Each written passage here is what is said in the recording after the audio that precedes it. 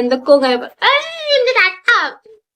Hello, welcome back to my YouTube channel. അപ്പൊ നമുക്ക് ഇന്ന് ചെറിയ ഷോപ്പിങ്ങും കാര്യങ്ങളൊക്കെ ഉണ്ട്. നല്ല മഴ വരാൻ പോകുന്നുണ്ട്. മഴ പെയ്തില്ലെങ്കിൽ നമുക്ക് നമ്മളെ പരിപാടിയൊക്കെ നടക്കും. അപ്പം ഞാന് ബ്രഷ് ചെയ്ത് മാറ്റി സെറ്റ് ആയിട്ട് വരാം. അപ്പൊ വീഡിയോ എല്ലാരും ഫുള്ളായിട്ട് കാണുക. പുറത്ത് നല്ല മഴ പെയ്യുന്നുണ്ട്, നല്ല കാറ്റും, മരങ്ങളൊക്കെ ഇതാ ആടി ഉലയുന്നുണ്ട്, നല്ല മഴ. അപ്പം പോവാൻ കയ്യേക്കും.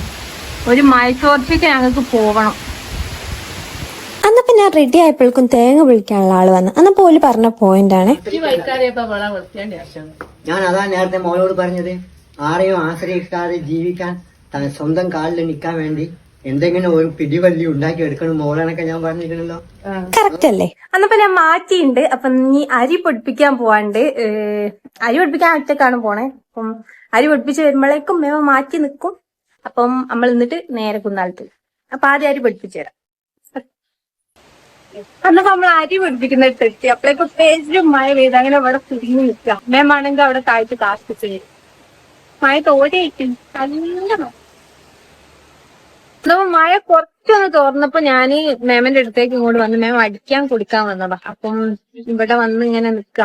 തോരയിക്കും. ഫുള്ള് തോർന്നാലേ, മോളുള്ളതുകൊണ്ട് ഫുള്ള് തോർന്നാലേ നമുക്ക് ഇവിടെ നിൽക്കാൻ കഴിയുള്ളൂ.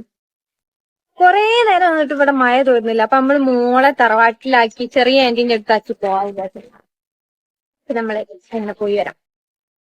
പിന്നെ നമ്മള് ലില്ലിനെ തറവാട്ടിലാക്കി നേരെ ഫാമിലിയിലേക്ക് പോയി. അവിടുന്ന് സോഫ കവറും ബെഡ്ഷീറ്റും ഒക്കെ വാങ്ങി. അന്നിപ്പോ ഫാമിലിയുള്ള ഷോപ്പിംഗ് ആയി. ഇനി അപ്പുറത്ത് പാത്രം വാങ്ങാൻ വേണ്ടി പോവാ. അവിടെ എസ്തറ്റിക് ആയിട്ടുള്ള പാത്രങ്ങളൊക്കെ ഉണ്ട് കേട്ടോ. ഒക്കെ നോക്കി കുറച്ചേരം നിന്ന് പിന്നെ നേരെ ബാങ്കിൽ പോയി. അവിടെ ഞാൻ കുറച്ചേരം പോസ്റ്റായി.